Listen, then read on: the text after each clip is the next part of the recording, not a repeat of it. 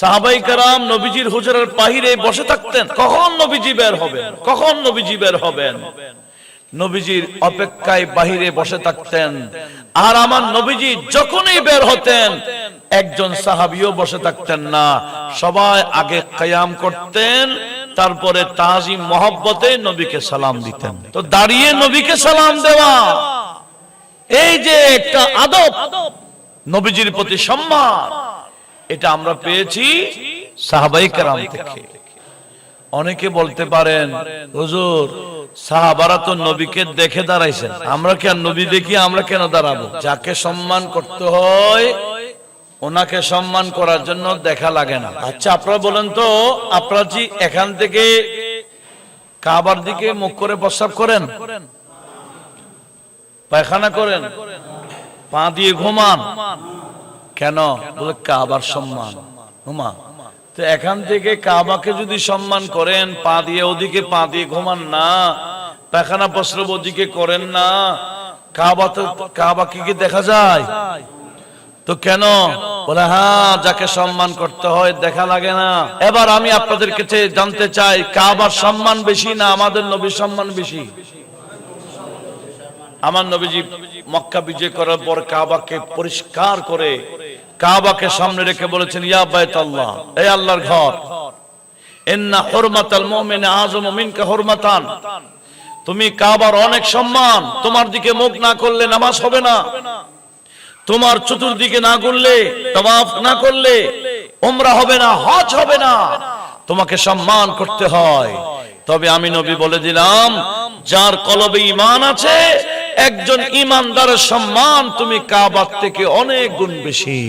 আমার নবীজি বলেছেন, কুল্লুকুম রাইন ওয়া কুল্লুকুম মাসউলুন আন রাইয়াতিহি। আমরা শুধু নিজেরা নামাজ পড়েছি কিনা, শরীয়ত মোতাবেক চলেছি কিনা, ফরায়েজ, ফরজ, ওয়াজিবাত, সুন্নতে মুআক্কাদা এগুলো আদায় করেছি কিনা, এতটুকু উত্তর দিয়ে আমরা পার হওয়ার কোনো সুযোগ নেই। আমাদেরকে অবশ্যই আমাদের আন্ডারে যারা আছে, আমাদেরকে শুধু নিজেদের আমলের জবাব দিয়ে পার হওয়ার সুযোগ না। আমাদের ঘরে যারা আছে, যাদেরকে গাইড করা আমাদের জিম্মাদারি, এরা কেন নামাজ পড়ে নাই, এরা কেন পর্দা করে নাই, এরা কেন নবীজির শরীয়ত সুন্নাত মোতাবেক চলে নাই, এটার উত্তরও আমাদেরকে দিতে হবে। সেজন্য আমার আল্লাহ পাক সুবহান ওয়া তাআলা কোরআনে পাকে বলেছেন, ইন্নামা আমওয়ালুকুম ওয়া আওলাদুকুম ফিতনা। আল্লাহ বলেন, বান্দা আমার, আমি তোমাদেরকে যে সম্পদ দিলাম, সন্তান দিলাম, এগুলা নিয়ে তোমরা ফুর্তি করবা সেজন্য নয়, এটা পরীক্ষার জন্য দিয়েছি। সম্পদ কিভাবে অর্জন করছো, কিভাবে ব্যয় করা, এটাই পরীক্ষা চলছে। এই সন্তানগুলোকে কিভাবে তোমরা গাইড করো, সন্তানগুলোকে কিভাবে তোমরা ইসলাম মোতাবেক পরিচালিত করো, এটাই তোমাদের পরীক্ষা চলছে। আচ্ছা বলেন তো দেখি, দুইটা বিষয় আল্লাহ পাক সুবহানাহু ওয়া তাআলা বলেছেন, একটা সম্পদ আর একটা সন্তান।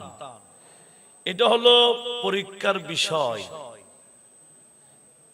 এই দুইটা বিষয়ের যে পরীক্ষা আল্লাহ নিচ্ছেন, বর্তমানে অধিকাংশ মুসলমান এই দুই বিষয় কি পাস করতেছে না ফেল মারতেছে? কেন? টাকা পয়সা ইনকামের কোন আমাদের হালাল হারাম দেখা যায়? হ্যাঁ, হালাল না হারাম সেটাও দেখে না। সেই ক্ষেত্রে তো ফেল মারে মারে। সন্তান ছেলে হোক মেয়ে হোক, এদেরকে গাইড করার যে জিম্মাদারি আল্লাহ আমাদেরকে দিয়েছেন, এ ব্যাপারে কি বর্তমান মুসলমান পাস করছে? বর্তমান ছেলেরা অধিকাংশরা বেনামাজি দায়ী কার? মা বাবা। মেয়েরা যে বেপরদা চলছে, এটার দায়ীও মা বাবা, গাইডিয়ান যারা। আজকে যত্র তত্র ছেলেরা যে বেয়াদবি করছে, এদেরকে আদব শিখাবার দায়িত্ব কি মা বাবার ছিল না? ছিল। পারিবারিক ভাবে যে শিক্ষা পায়, এই শিক্ষায় যদি বড় হয়, ওই ছেলে কখনো বেয়াদব হয় না। কথা বলুন ঠিক কি না? ছোট থেকে এদেরকে তালিম দিতে হবে। আজকে ছেলেরা মেয়েরা একটু স্ট্যান্ডার্ড হলে, শিক্ষিত হলে এরকম পেয়ালা কোন হাতে চলে যায়? তো বাম হাতে খাওয়া, এটা আমাদের নবীজির শরীয়তে সুন্নতে আছে না বিপরীত?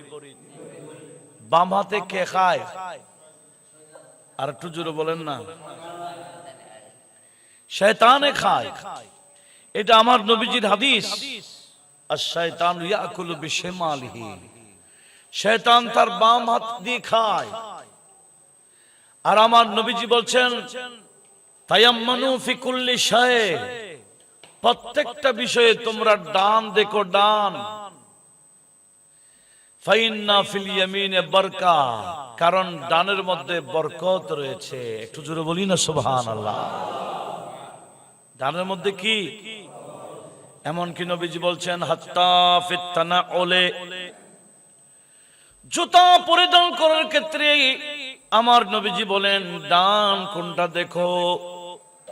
জুতা পায়ে দেওয়ার সময়ও ডান পা আগে দাও।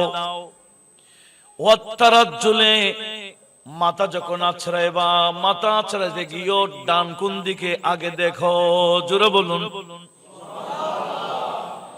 এভাবে ছোটবেলা থেকে যদি আমরা ডান শিখাই দিই, ওই ছেলে মেয়ে বড় হওয়ার পর কি বাম হাত ব্যবহার করবে?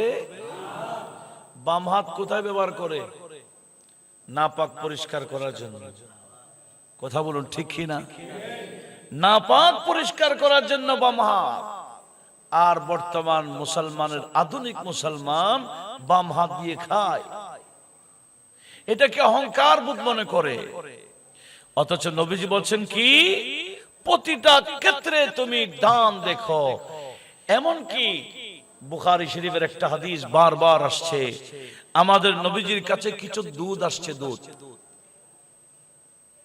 নবীজির কাছে অল্প দুধ হলো, আমার নবীজি নিজেও খাইতেন, সবাইকে খাওয়াইতে পারতেন।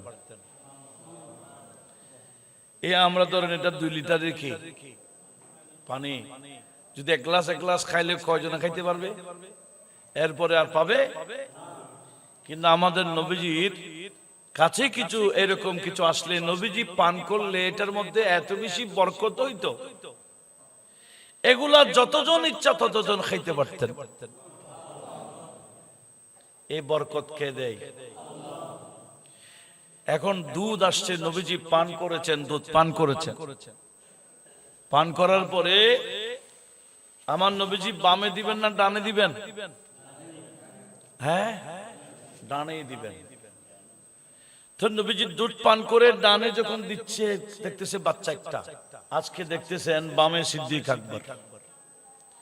সিদ্দিক আকবর প্রায় সময় ডানে বসেন, আজকে বসেন কোন দিকে? বামে। আর ডানে কে? ছোট্ট বাচ্চা।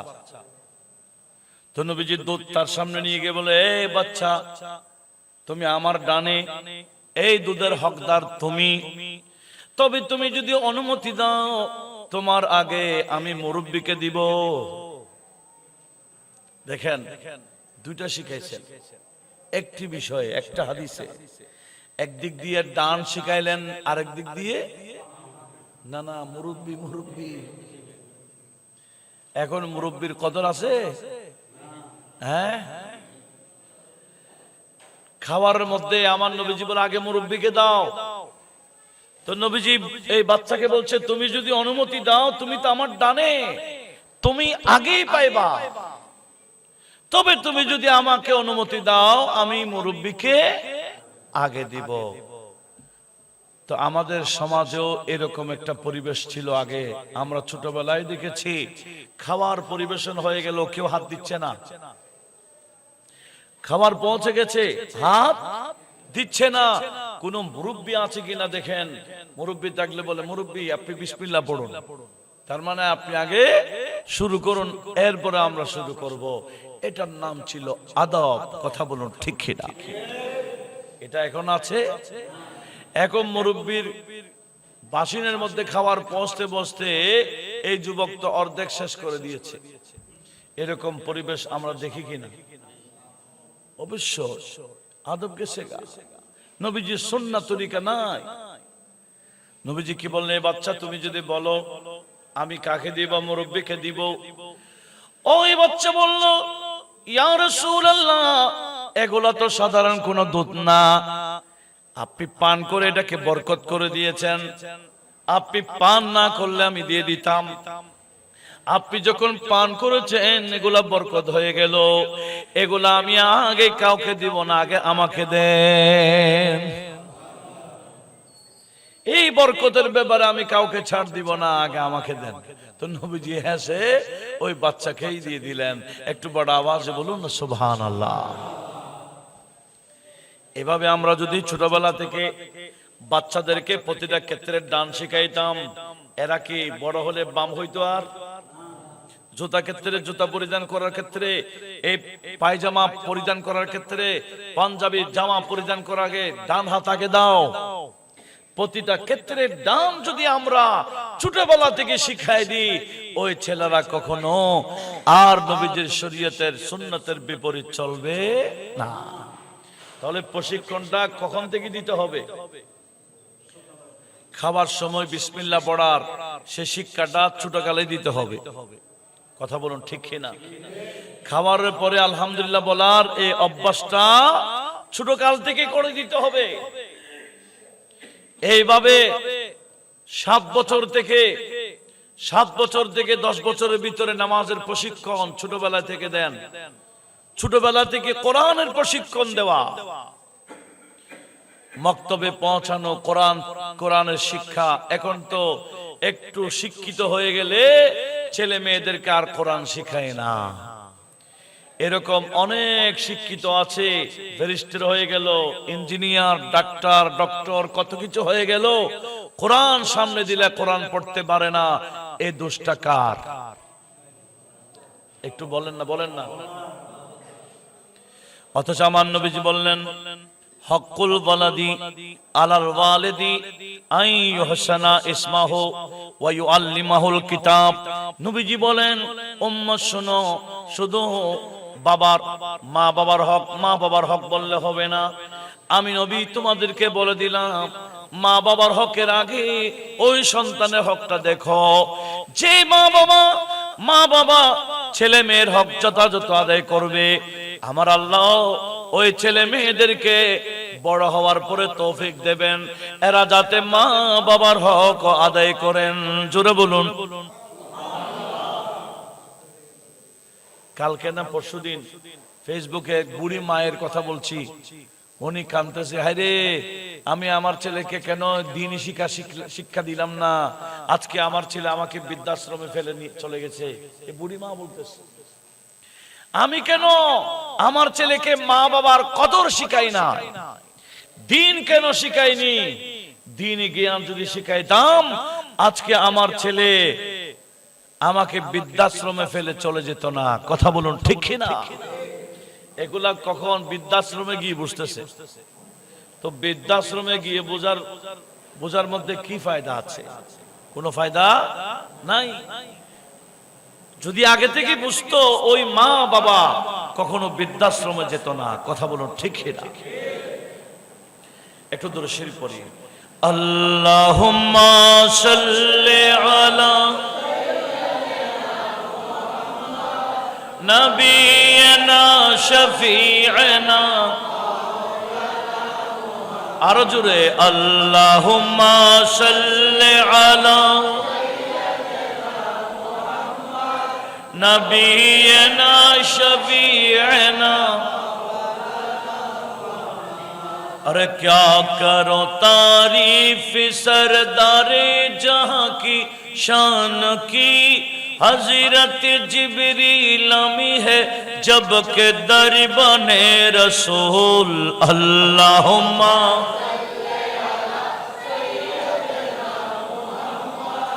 नबीना शफीअना, और नाम लेवा जो है बस उसके लिए दोज़ख हराम, सब बसब जाएंगे जन्नत में गुलामाने रसूल। अल्लाहुम्मा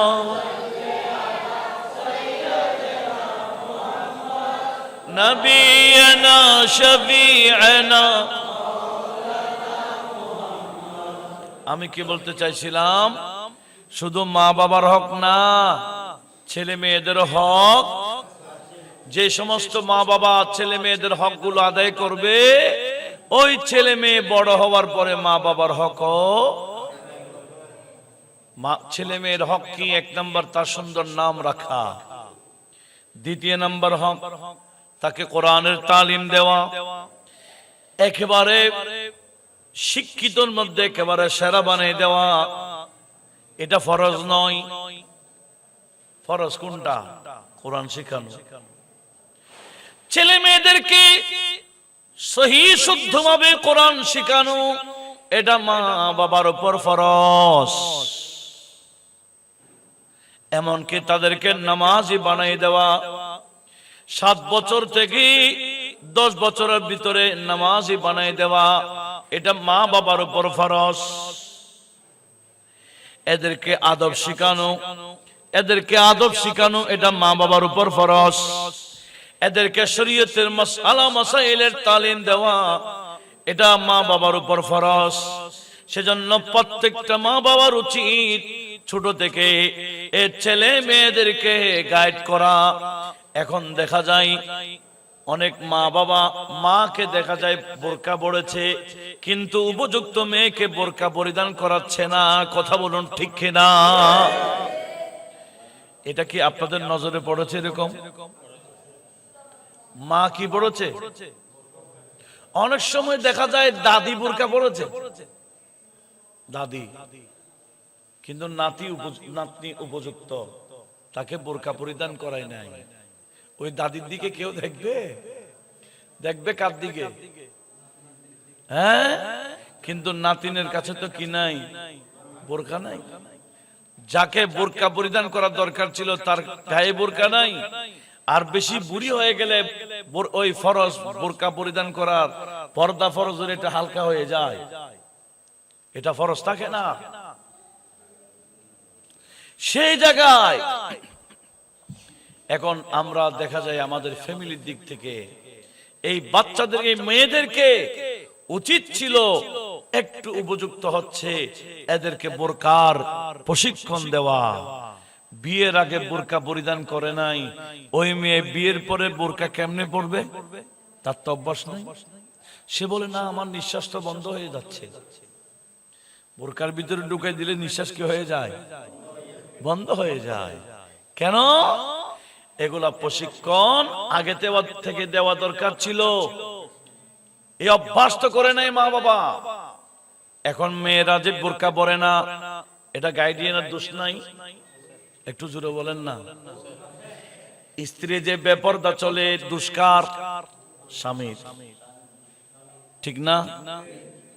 এভাবে ঘরের মধ্যে যতই সদস্য আছে, প্রত্যেকটা সদস্যকে নবীজির শরীয়ত এবং সুন্নাত মোতাবেক গাইড করা ওই ঘরের কর্তার উপর দায়িত্ব।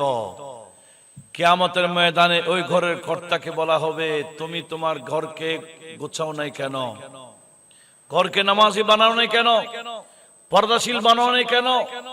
ঘরের মধ্যে নবীজির শরীয়ত সুন্নাতের প্রশিক্ষণ দাও নাই কেন? অনেক কর্তাকে জাহান্নামে যেতে হবে এটার কারণে। বড় আওয়াজ বলুন না নাউজুবিল্লাহ।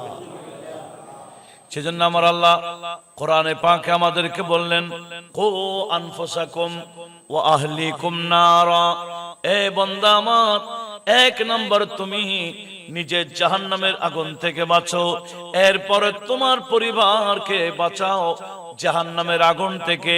শুধু নিজেই বাঁচতে গেলে পারবা না, পরিবারকে বাঁচাইতে গেলে নিজেও বাঁচো, পরিবারকে বাঁচাও, তখন তুমি জাহান্নাম থেকে বাঁচতে পারবা। জোরে বলুন সুবহানাল্লাহ। আমরা এখনো চাইলে প্রত্যেকের পরিবারের যে সদস্যগুলো আছে, অন্তত ছোট যারা বাচ্চা আছে, এখন থেকে তাদেরকে গাইড করার সুযোগ আছে কিনা? যুবক হয়ে গেলে একে আর আপনি শরীয়ত শিখাইতে পারবেন না। আমাদের দেশে দেশীয় ভাষা দরিচিরা হয়ে গেছে। সে কি হয়ে গেছে? সে দড়িশিরা হয়ে গেছে। ছোট কাল থেকে দড়ি লাগাই দেন, শরীয়তের দড়ি, তখন আর দড়িশিরা হবে না। যেদিকে মন চায় সেদিকে ছুটে যাবে না। এটা বৈধ না অবৈধ সে চিন্তা করবে, এটা শরীয়তে আমার জন্য জায়েজ রেখেছে কিনা সে চিন্তা করবে। কদম একটা বাড়াইতে চিন্তা করবে, মুরব্বি দেখলে বিয়াদবি করতে চিন্তা করবে। এখন তো শিক্ষক মার তো চিন্তাবোধ করে না। কথা বলুন ঠিক কিনা? ছাত্র কখনো টিচারের সামনে দাঁড়াতে পারে? এখন দাঁড়ানো দূরের কথা, গায়ের উপর হাত দিচ্ছে। এই বিয়াদবি করতে গিয়ে শিখে। আর আমাদের দেশেও তো যে সমস্ত বিষয়ে আদব আছে, আমাদের দেশে কিছু বিয়াদবরা এগুলাকে শিরিক শিরিক ফতোয়া মারে। কথা বলুন ঠিক কিনা? যেমন পা ধরে সালাম করে, এটার নাম কি? না, পা ধরে সালাম করার নাম আদব। এখন কিছু বান্দারা পা ধরে সালাম করলেই বলে শিরিক। এই আদব থেকে বঞ্চিত করছে, এদেরকে বেয়াদব বানায় ফেলতেছে। এরা যদি মুরব্বীদের কদম ধরে সালাম করত, আদবটা শিখত, কখনোই মুরব্বীর সামনে দাঁড়াইতো না। কথা বলুন ঠিক কিনা? এই কদম ধরে সালাম করা, কদমে চুমু খাওয়া, এগুলা হলো আমাদের ইসলাম ধর্মে আমাদের নবীজি, সাহাবায়ে কেরাম আমাদের নবীকে এভাবে আদব করতেন। আমার নবীজি অনুমতি দিয়েছেন, নবীজির পায়েও চুমু খাইতেন, হাতও চুমু খাইতেন। এমনকি আমার নবীজি বলছেন, মান কাব্বালা রিজলা উম্মিহি, যে নিজের মায়ের পায়ে কদমে চুমু খাইলো, মায়ের কদমে চুমু খাওয়া মানে ফাকান্নামা কাব্বালা আতামাল জান্নাহ, সে জান্নাতের চৌখটে চুমু খাইলো।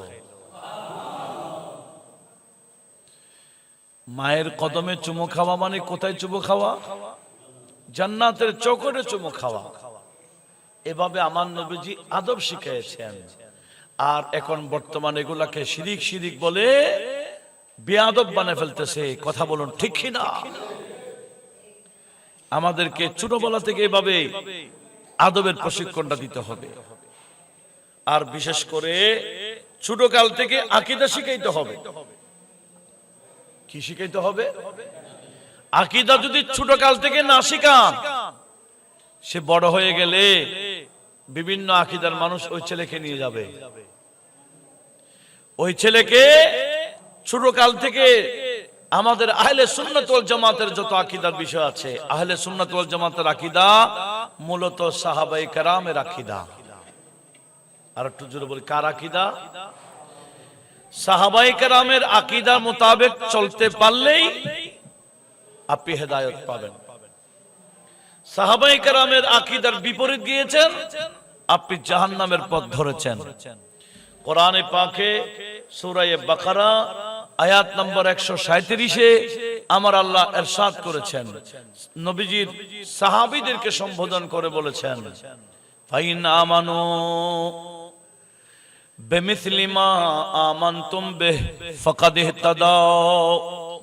রব্বুল আলামিন বললেন, আয় আমার বন্ধু সাহাবীগণ, তোমরা যেভাবে ঈমান এনেছো, তোমাদের অনুসরণে যারা ঈমান আনবে, আমি আল্লাহ বলে দিলাম, তোমরা যারা আমার বন্ধুর সাহাবা, তোমাদেরকে অনুসরণ করে যারা ঈমান আনবে, আমি কোরআন নাযিল করে ঘোষণা দিলাম, এরা হেদায়েত পেয়ে যাবে।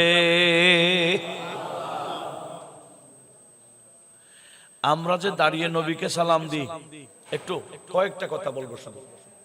আমরা যে দাঁড়িয়ে নবীকে কি দিই, এটা আমরা শিখেছি সাহাবায়ে কেরাম থেকে। মুসনাদে বাজ্জারে সহিহ সনদে হাদিস আসছে, সাহাবায়ে কেরাম নবীজির হুজরার বাহিরে বসে থাকতেন। কখন নবীজি বের হবেন, কখন নবীজি বের হবেন, নবীজির অপেক্ষায় বাহিরে বসে থাকতেন। আর আমার নবীজি যখনই বের হতেন, একজন সাহাবীও বসে থাকতেন না, সবাই আগে কিয়াম করতেন, তারপরে তাজিম মহব্বতে নবীকে সালাম দিতেন। আর একটু জোরে বলি, সাহাবায়ে কেরাম নবীকে সালাম দিতেন কিভাবে? দাঁড়িয়ে। তো দাঁড়িয়ে নবীকে সালাম দেওয়া এই যে একটা আদব, নবীজির প্রতি সম্মান, এটা আমরা পেয়েছি সাহাবায়ে কেরাম থেকে। অনেকে বলতে পারেন, হুজুর সাহাবারা তো নবীকে দেখে দাঁড়াইছেন, আমরা কেন নবী দেখি আমরা কেন দাঁড়াবো? প্রশ্ন একটা আছে কিনা? প্রশ্ন বুঝেন না মনে হয়? প্রশ্ন বুঝছেন? কি বুঝছি? সাহাবারা নবীকে দেখে দাঁড়াইছেন, আমরা তো আর নবী দেখি না, আমরা কেমনে দাঁড়াবো? এই প্রশ্নের উত্তর শর্টকাট। যাকে সম্মান করতে হয় ওনাকে সম্মান করার জন্য দেখা লাগে না। কি বললাম? যাকে সম্মান করতে হয় সম্মান করার জন্য কি লাগে না? আচ্ছা আপনারা বলেন তো, আপনারা কি এখান থেকে কাবার দিকে মুখ করে প্রস্রাব করেন, পায়খানা করেন, পা দিয়ে ঘুমান? কেন? বলে কাবার সম্মান। হুমা তো এখান থেকে কাবাকে যদি সম্মান করেন, পা দিয়ে ওদিকে পা দিয়ে ঘুমান না, পায়খানা প্রস্রাব ওদিকে করেন না, কাবাকে কি দেখা যায়? তো কেন? বলে হ্যাঁ, যাকে সম্মান করতে হয় দেখা লাগে না। এবার আমি আপনাদের কাছে জানতে চাই, কাবার সম্মান বেশি না আমাদের নবীর সম্মান বেশি? হ্যাঁ, আমার নবীজি মক্কা বিজয় করার পর কাবাকে পরিষ্কার করে কাবাকে সামনে রেখে বলেছেন, ইয়া বাইতুল্লাহ, এই আল্লাহর ঘর, ইন্না হুরমাতাল মুমিনি আযমু মিনকা হুরমাতান, তুমি কাবার অনেক সম্মান, তোমার দিকে মুখ না করলে নামাজ হবে না, তোমার চতুর্দিকে না করলে, তাওয়াফ না করলে উমরা হবে না, হজ হবে না, তোমাকে সম্মান করতে হয়। তবে আমি নবী বলে দিলাম, যার কলবে ঈমান আছে, একজন ঈমানদারের সম্মান তুমি কাবার থেকে অনেক গুণ বেশি। ঈমানদারের সম্মান যদি কাবার থেকে বেশি হয়, আর নবীর সম্মান কই? কোন তুলনা আছে? হ্যাঁ, তাহলে আমরা কি বুঝছি? যাকে সম্মান করতে হয় দেখা। সাহাবায়ে কেরামের আদর্শ হলো ইনারা আমাদের নবীকে দাঁড়িয়ে সম্মান করতেন, আমরাও নবীকে দাঁড়িয়ে কি করি? সম্মান করি। নবীজির নাম শুনে আজানের মধ্যে সিদ্দিক আকবর আঙ্গুলে চুমুকে চোখে মালিশ করেছেন, নবীজির প্রতি মহব্বত প্রকাশ করেছেন। এটাও আমরা করি কিনা? কিন্তু কিছু বান্দারা এটাকে বেদাত বেদাত বলে।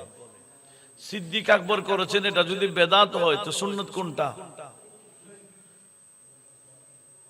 একটা কথা আছে না? এইভাবে আহলে সুন্নাত ওয়াল জামাতের যত আকীদা, আমরা যে নবীজিকে নূর মানি, সাহাবায়ে কেরামের আকীদা, সাহাবায়ে কেরাম সামনে দেখেছেন নবীজির নূর। নবীজির নূরটা কেমন? হযরতে ইবনে আব্বাস বলেন, লাম ইয়াকুন লিরাসূলিল্লাহি সাল্লাল্লাহু আলাইহি ওয়াসাল্লাম জিল্লুন, আমার নবীজির কোনো ছায়া ছিল না। কেন? লিআন্নাহু কানা নূরা, কারণ নবীজির শরীরটা নূরের ছিল। সাহাবীদের মধ্যে যিনি শ্রেষ্ঠ মুফাসসির, উনি বলতেছেন, নবীজি সূর্যের নিচে দাঁড়াইলে, চন্দ্রের নিচে দাঁড়াইলে আমার নবীজির ছায়া দেখা যাইতো না, কারণ আমার নবীজি আমাদের মতো এইরকম মাটির মানুষ নয়, আমাদের নবী হলেন নূরের মানুষ। আর একটু জোরে বলো, এটা কাদের আকীদা? সাহাবায়ে কেরামের আকীদা। সাহাবায়ে কেরামের আকীদার মধ্যে এভাবে আমরা যারা আহলে সুন্নাত ওয়াল জামাতের অনুসারী আছি, আমাদের সব আকীদা আমরা পেয়েছি সাহাবায়ে কেরাম থেকে। আর এটার বিপরীত যারা বলে বেদাত বেদাত চিল্লাই, এরা সাহাবায়ে কেরাম থেকে ইনাদের, আমার নবীজি বলে আমার উম্মতের ৭৩টা দল হয়ে যাবে, ৭২ দল জাহান্নামে চলে যাবে, একটা মাত্র দল জান্নাতে হবে। এরা কারা? যারা আমার সাহাবীকে অনুসরণ করবে। মা আনা আলাইহি ওয়া আসহাবি বলেছেন নবীজি, যার মধ্যে আমি নবীর মহব্বত থাকবে, আমার সাহাবায়ে কেরামের অনুসরণ থাকবে। সাহাবায়ে কেরাম আমাদের নবীর ইলমে গায়েব মেনে নিতেন। আচ্ছা একটা কথা বলেন তো, আগামীকাল কি হবে না হবে আমরা কেউ জানি? হ্যাঁ, বদরের যুদ্ধ হবে আগামীকাল, বদরের যুদ্ধ হবে। এর আগের দিন ছোট্ট একটা লাঠি নিয়ে নবীজি মাঠে গিয়ে বলতেছেন হাদা মাসরা আবু জাহাল, এখানে আবু জাহাল মরে, লাশ এখানে পড়ে থাকবে। এই জমানার মানুষ হইলে বলতো ইয়া রাসূলুল্লাহ যুদ্ধ তো এখন হয় নাই, আপনি কেমনে বললেন? যুদ্ধ তো এখনো হয় নাই, ঘটনা তো ঘটবে, আপনি ঘটনাকে কিভাবে বললেন? তো বর্তমানে বেয়াদবরা কথা বলুন ঠিক কিনা? কিন্তু আমার নবীজি যা বলেছেন ঘটনা ঘটার আগে সংবাদ দিয়ে দিয়েছেন, সাহাবায়ে কেরাম মনে প্রাণে বিশ্বাস করেছেন। শুধু তাই না, ইবনে মাসউদ রাদিয়াল্লাহু তাআলা বলেন আমি ছোট করে আঙ্গুল দিয়ে তার নাম লিখে দিয়েছি। এভাবে 23 জনের নাম মাঠের মধ্যে নবীজি লিখেছেন। একজনের নাম পাহাড়ের ভিতরে লিখেছেন, উমাইয়া ইবনে খালাফের নাম পাহাড়ের ভিতরে গোল চিহ্ন করে বলছেন এখানে উমাইয়া ইবনে খালাফ মরবে। ইবনে মাসউদ বলেন আমি আঙ্গুল দিয়ে নাম লিখে দিয়েছি। পরের দিন যুদ্ধের পরে দেখলাম ঠিকই নবীজি যার নাম যেখানে বলেছেন তার লাশ সেখানেই পড়েছিল। এটার নাম কি? তো সাহাবায়ে কেরাম নবীজির ইলমে গায়েব মানতো কিনা? মানতো। আমরাও মানি কিনা? মানি। সাহাবায়ে কেরামের আকীদার উপর থাকলেই এরা কামিয়াব। সেজন্য আমাদের আলা হযরত বলেন আহলে সুন্নতি কাহে বেড়া পারে আসহাবে হুজুর, नज्म है और नाव है, नज्म है और नाव है, इतरत रसूलुल्लाह की नज्म है और नाव है। सलातुनिया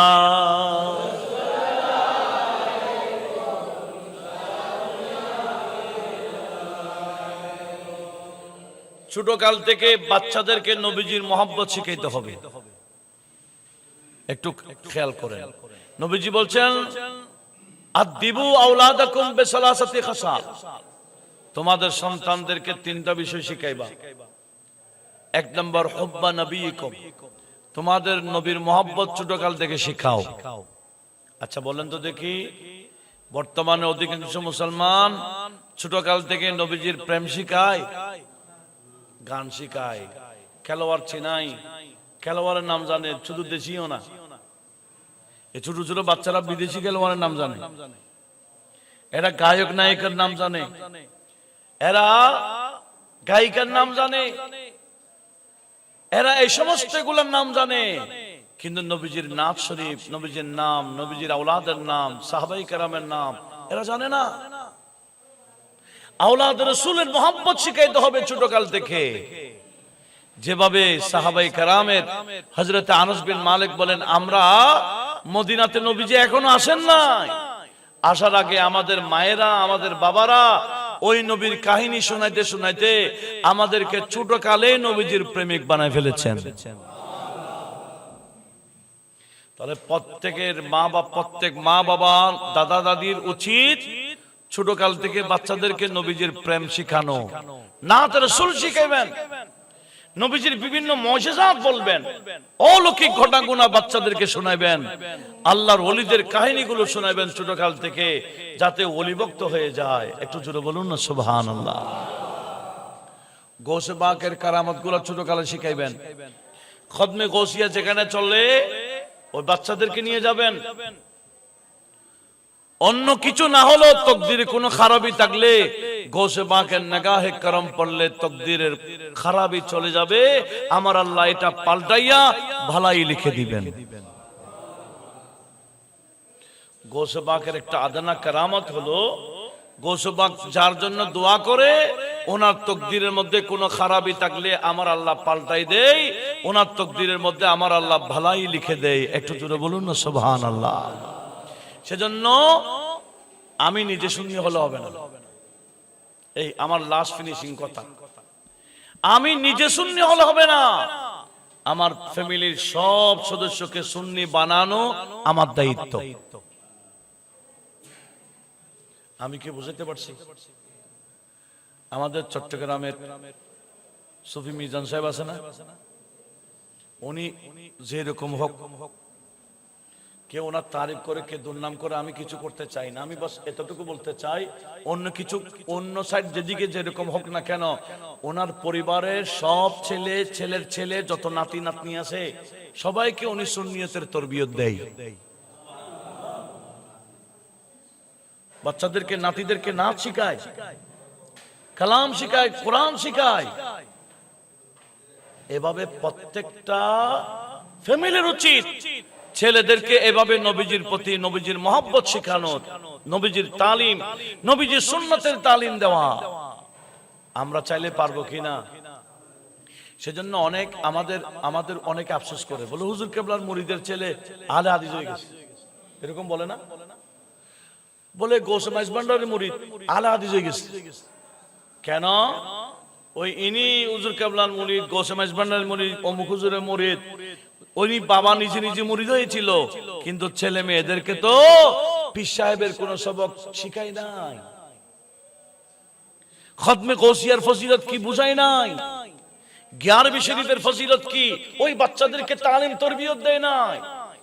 সেজন্য আমাদের প্রত্যেকের উচিত, আমি নিজে গৌসিয়াতে অংশগ্রহণ করলে হবে না, গৌসিয়াতে অংশগ্রহণ করলে কি ফজিলত হবে আমি নিজে জেনে ছেলে মেয়েদেরকে শিক্ষা দেওয়া, এমনকি তাদেরকে গৌসিয়ার মাহফিলে নিয়ে আসা, এটা প্রত্যেকটা মা বাবার উচিত। কথা বলুন ঠিক কিনা? অতীতে না করে থাকলে আগামীতে করার সুযোগ আছে না? যদি করেন তাহলে আজকের মাহফিলটা যথাযথ হবে, আজকের মাহফিলটা যথাযথ হবে। আল্লাহ আমাদের সবাইকে এভাবে আগামী আমাদের প্রত্যেকের ফ্যামিলি দেখে সুন্নিয়তের প্রতি, সুন্নিয়তের তালিম। আগে এক সময় বাংলা ছিল না, আমরা যখন ছোট ছিলাম আকীদার কিতাবগুলো বাংলা ছিল না। এখন প্রতিটা ক্ষেত্রে বাংলা বই আছে আকীদার, কিন্তু আপনি কি এগুলো এনেছেন? আপনার আকীদার বইগুলো আপনার ছেলে মেয়েদের হাতে দেন নাই কেন? অন্তত মাসিক তরজমা নিয়ে ঘরে ঘরে ছেলে মেয়েদেরকে পড়ানোর জিম্মাদারি তো ছিল, কয়জন আদায় করেছে জিম্মাদারি? এই নবীজির নূরের উপর আলাদা কিতাব আছে, ইলমে গায়েবের উপর আলাদা কিতাব আছে, নবীজির হাজার নাজের উপর আলাদা কিতাব আছে, এই কবরে আজান দেওয়ার উপর আলাদা কিতাব আছে, এভাবে জানাজার পরে দোয়া করার বিষয়ে আলাদা কিতাব আছে, এমনকি প্রত্যেকটা বিষয়ের ফজিলতের উপর আলাদা কিতাব আছে। আমিন চিল্লায়ে বলবো না জোরে বলবো, আলাদা বই আছে। হাত কোথায় বাঁধবো, এখানে বুকে বাঁধবো না নাভির নিচে বাঁধবো, এটার উপর আলাদা কিতাব আছে, ছোট ছোট বই আছে। এভাবে আমরা কিভাবে দাঁড়াবো নামাজে, ফার্স্ট টু লাস্ট নবীজির নামাজের পদ্ধতি, আমরা যে হানফি মাসলাক অনুযায়ী নামাজ পড়ি, এটার আলাদা আলাদা বই আছে। আপনি তো নিজেও পড়েন নাই, ছেলে মেয়েদেরকে বইগুলা দেন নাই, কিন্তু আমি অনুরোধ জানাবো প্রতিটা বিষয়ে আলাদা কিতাব বই পাওয়া যায় বাংলা, এগুলা নিজে সংগ্রহ করুন, নিজেও পড়ুন, ছেলে মেয়েদেরকে বলে এগুলা পড়ে আমাকে বলবা, এই বইয়ের মধ্যে কি কি আছে আমাকে শোনাইবা, জিম্মাদারি দিবেন। তখন দেখবেন ওই ছেলেরা যথাযথ সুন্নি, পারিবারিক সুন্নি নয়, দলিল ভিত্তিক সুন্নি হবে। আমি কি বুঝাইতে পারলাম?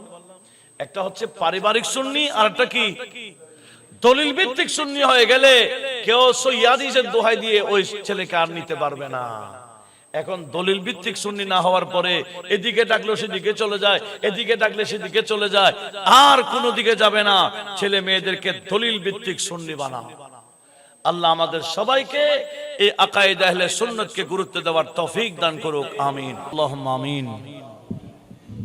আল্লাহুম্মা সাল্লি আলা সাইয়্যিদিনা মুহাম্মাদিন ওয়া আলা আলি সাইয়্যিদিনা মুহাম্মাদিন ওয়া বারিক ওয়া সাল্লিম। মাওলায়া সাল্লি ওয়া সাল্লিম দাইমান আবাদা আলা হাবিবিকা খায়রিল খালকি কুল্লিহিম। ইয়া রাব্বি বিল মুস্তাফা بلغ مقاصدنا فاغفر لنا ما مضى يا واسع الكرم يا رب بالمصطفى بلغ مقاصدنا